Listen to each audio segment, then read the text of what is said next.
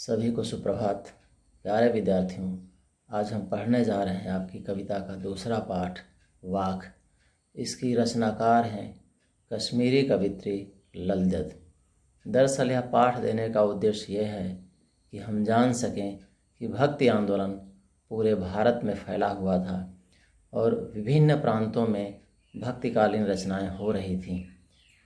इस पाठ को देने का उद्देश्य यह है कि अन्य भाषाओं में भक्तिकालीन रचनाएं किस तरह हो रही थीं और भक्तिकाल की रचनाओं के विभिन्न रूप, विभिन्न शैलियाँ किस तरह की थीं।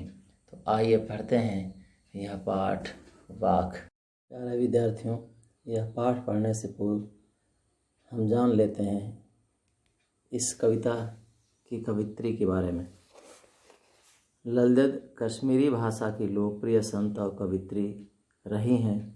इनका जन्म 1320 ईस्वी में कश्मीर स्थित पामपोर के सिमपुरा गांव में हुआ था। इनके जीवन के बारे में प्रामाणिक जानकारी नहीं मिलती।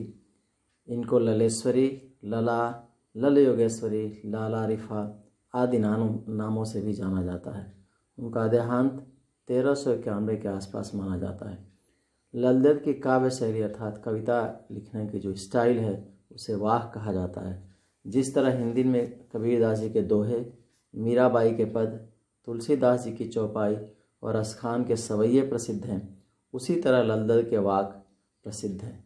अपने वाकों के जरिए उन्होंने जाति और धर्म की संकीर्णताओं से ऊपर उठकर भक्ति के ऐसे रास्ते पर चलने का जोर दिया है जिसका जुड़ाव जीवन से हो, अर्थात वह धर्म, जाति, छुआछूत के भेदभाव को नहीं मानती, समभाव और धार्मिक सहिष्णुता की बात पर बल देती हैं।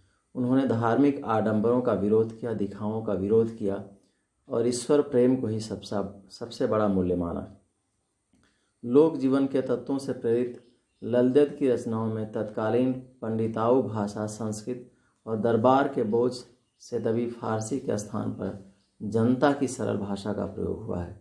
यही कारण है कि लल दद की रचनाएं सैकड़ों सालों से कश्मीरी जनता की स्मृति और वाणी में आज भी जीवित हैं। लोग आज भी उनकी कविताओं को पढ़ते हैं और बहुत ही रस के साथ पढ़ते हैं।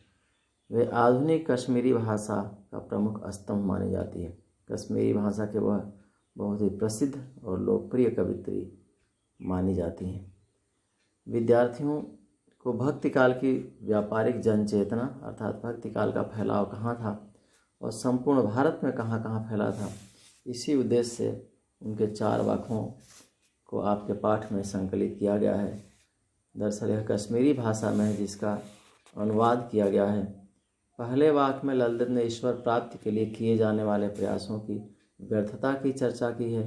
दूसरे में बाह्य आडंबरों अर्थात बाहरी दिखावों, भक्त के दिखावों, पाखंडों का विरोध करते हुए उन्होंने अंतःकरण से समभावी होने पर अर्थात समान भाव से व्यवहार या दृष्टि रखने पर ही मनुष्य की जो चेतना है, विवेक है, ज्ञान है, वह व्यापक हो सकता है, ये उन्होंने समझाया है। दूसरे शब्दों में इस माया जाल से, सांसारिक मोह माया से हमें कम से कम लिप्त होना है, उसमें कम से कम हमें हंसना है, उससे बचना है।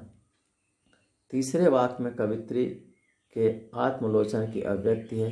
किस तरह वह अपनी आलोचना करती हैं और वे अनुभव करती हैं कि भव सागर से पार जाने के लिए अर्थात मोक्ष प्राप्त करने के लिए सत्कर्म ही सहायक होते हैं। भेदभाव का विरोध और ईश्वर की सर्वव्यापकता का बोध इस चौथे वाक में हुआ है। लल दद ने आत्मज्ञान को ही सच्चा ज्ञान माना है। हम जब उपासना करते हैं, ईश्वर का ध्यान करते हैं और उस अनुभव से प्राप्त ज्ञान होता है, उसी को उन्होंने सच्चा माना है, वास्तविक माना है। पुस्तकीय ज्ञान से ईश्वर की प्राप्ति नहीं हो सकती। प्रस्तुत जो वाक हैं उनका अनुवाद मीराकांत जी ने किया है। तो आइए पढ़ते हैं उनका पहला और दूसरा वाक आज के क्लास में। तो देखिए पहला वाक। रस्सी कच्चे धागे की खींच रही मैं नाव, जाने कब सुन मेरी पुकार, करें देव भव सागर पार। पानी टपके कच्चे सकोरे, व्यर्थ प्रयास हो रहे मेरे, जी में उठती रह रहा हूँ, घर जाने की चाह है घेरे। अब इसमें कठिन शब्दों के अर्थ देखें। भवसागर अर्थात संसार रूपी समुद्र। सकोरे मिट्टी के बर्तन जो पके नहीं होते हैं। हुंक मतलब तड़प या वेदना। चाह मतलब चाहत या इच्छा। अब इसका भावार्थ देखें। इस वाक्य में कवित्री ने ईश्वर प्राप्ति के विभिन्न प्रयासों की चर्चा की है और वो कहती हैं इन सभी प्रयासों में वे असफल हुई हैं। वह कहती हैं कि वह सांसों की कच्ची रस्सी के सहारे इस शरीर रूपी नाव को खींच रही हैं, अर्थात उनकी जीवन रूपी नाव कच्चे धागे से बंधी है, अर्थात इस सांस का कोई ठिकाना नहीं है, क्षणभंगुर है। कब व्यक्ति की मृत्यु हो जाए इसकी भी कोई निश्चितता नहीं है। तो वह सांसों की कच्ची रस्सी के सहारे इस शरीर रूपी नाव को खींच रही हैं। कहती हैं पता नहीं ईश्वर मेरी पुकार सुनकर कब मुझे भव सागर से पार करे, इस संसार रूपी सागर से पार करे, अर्थात संसार से मोक्ष प्रदान करे, मुक्ति प्रदान करे। वह कहती हैं कि जिस प्रकार कच्ची मिट्टी से बने हुए बर्तन से पानी टपक टपक कर कम होता जाता है, रिसता जाता है, वैसे ही समय भी बीतता जा रहा है और ईश्वर को पाने के उनके सारे प्रयास, सारी कोशिशें व्यर्थ सिद्ध हो रही हैं। कवित्री के मन में बार बार एक ही पीड़ा उठती है कि कब यह नश्वर संसार छोड़कर प्रभु के पास पहुंच जाएं और सांसारिक कष्टों से मुक्ति पा सकें, अर्थात वह इन सांसारिक कष्टों से, सांसारिक मोह माया के भवजाल से निकलकर और ईश्वर के पास पहुंचना चाहती हैं। यही इच्छा उनके मन में बार बार पीड़ा बन के उठती है, उठ रही है और मोक्ष प्राप्ति की हुंक उठती है, पीड़ा उठती है। मोक्ष प्राप्ति के लिए वो तड़प रही हैं। अब इस संदर्भ में ये भी जानने की जरूरत है कि भाषा बहुत ही सहज और सरल है। जो इसके विशेष या सिर्फ सौंदर्य की चीज़ें हैं। रस्सी मानव जीवन का प्रतीक है, घर परलोक का प्रतीक है या स्वर्ग का प्रतीक है, मोक्ष का प्रतीक है। नाव मनुष्य देह का प्रतीक है और रस्सी सांसों का प्रतीक है। यहाँ पर संसार को भवसागर माना गया है और जीवन को नाव के समान। आत्मा की यह इच्छा होती है कि वह अपने प्रियतम अर्थात प्रभु के घर जल्दी से जल्दी जाए, लेकिन मुक्ति के सभी प्रयास निरर्थक सिद्ध हो रहे हैं। अब देखते हैं वाक नंबर 2। कहती हैं ललदद, खा खा कर कुछ पाएगा नहीं, न खाकर बनेगा अहंकारी, सम खा तभी होगा संभावी, खुलेगी सांकल बंद द्वार की। अब इसमें देखिए कठिन शब्द हैं। अहंकारी अर्थात घमंडी, सम मतलब श्रम अर्थात इंद्रियों का समन या इंद्रियों पर नियंत्रण,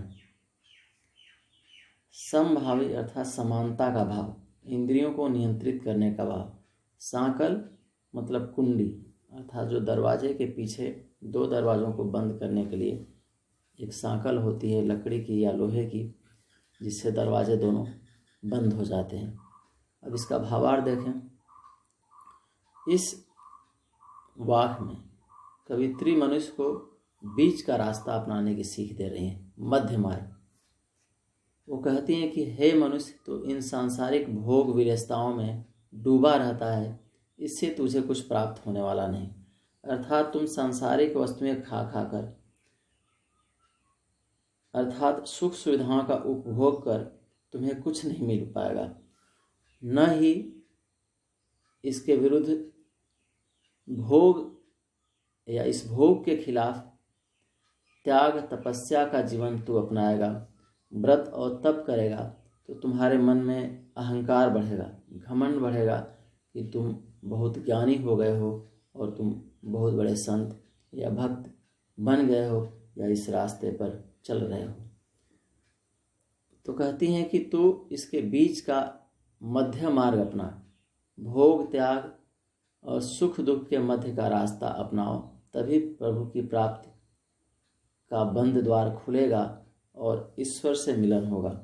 यहाँ सम खाए का अर्थ है सम अर्थात अंतःकरण, अपना हृदय और बाहरी इंद्रियों पर नियंत्रण करना। व्यक्ति जब अपने इंद्रियों और मन को वश में कर लेता है तो वह समभावी हो जाता है।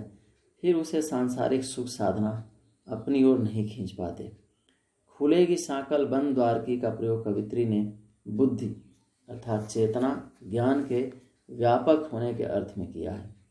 हमारी बुद्धि जब व्यापक हो जाएगी तो ज्ञान के नेत्र खुल जाएंगे, फिर मन मोह माया में नहीं फंसेगा। तो यहाँ भी साहित्यिक खड़ी बोली का प्रयोग है। ये शिल्प सौंदर्य की चीज़ें हैं, विशेष इस कविता में है। सरल और सुबोध भाषा है। यहाँ खुलेगी साकल बंद द्वार की प्रतीकात्मकता है, अर्थात ईश्वर तक पहुँचने का मार्ग। सम में दार्शनिक भाव है, अर्थात किस तरह हम अंतःकरण और बाहरी इंद्रियों पर नियंत्रण करें। और कवित्री कहती हैं कि व्यक्ति को समभावी समान दृष्टि अर्थात दोनों के बीच का रास्ता, न अधिक विलासिता में और न अधिक कठिन तप या व्रत में रहने की बात उन्होंने कहा है। जब दोनों के बीच व्यक्ति संतुलन बना पाएगा तभी उसके मुक्ति का मार्ग सुगम होगा, ईश्वर तक वह पहुंच पाएगा। आज के लिए बस इतना ही। आगे के भाग हम पढ़ेंगे अगले दिन।